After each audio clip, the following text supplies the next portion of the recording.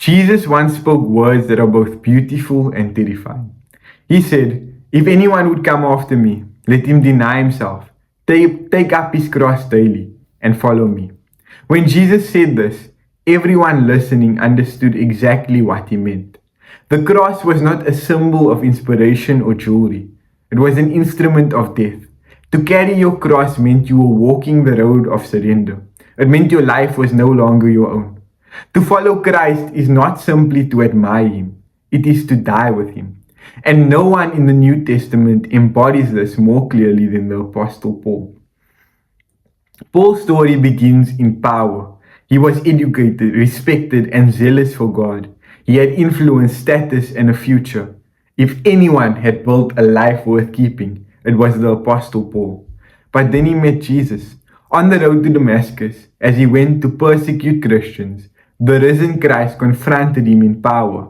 And in that moment, everything changed. The man who once persecuted Christians became one of the greatest witnesses to Christ the world has ever seen.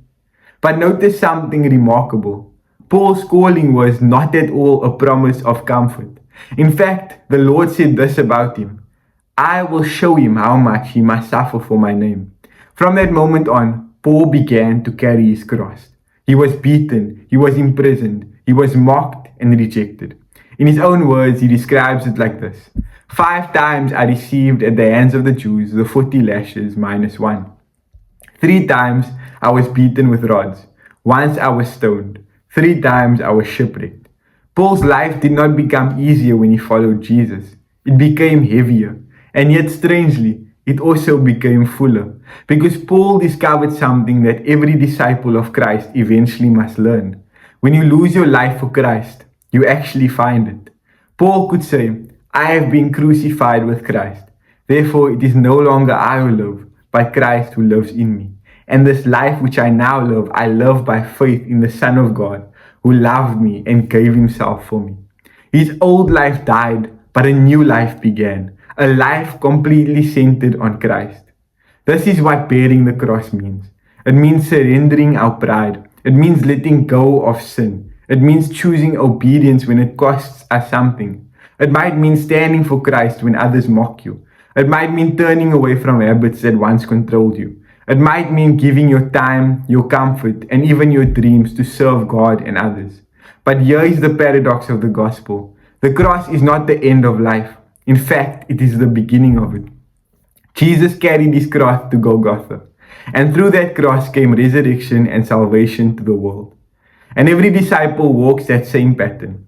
A cross first, but then resurrection. Paul understood this. That is why he could endure suffering with joy, because he knew the end of the story. And he says, "For this light momentary affliction is preparing for us an eternal weight of glory beyond all comparison." So the question for each of us is simple, but serious. Are we willing to carry our cross? Not just to believe in Jesus, not just to admire his teachings, but to follow him wherever he leads.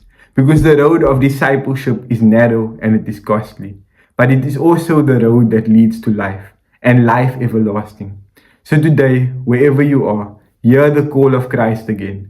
Deny yourself, take up your cross, and follow him. God bless.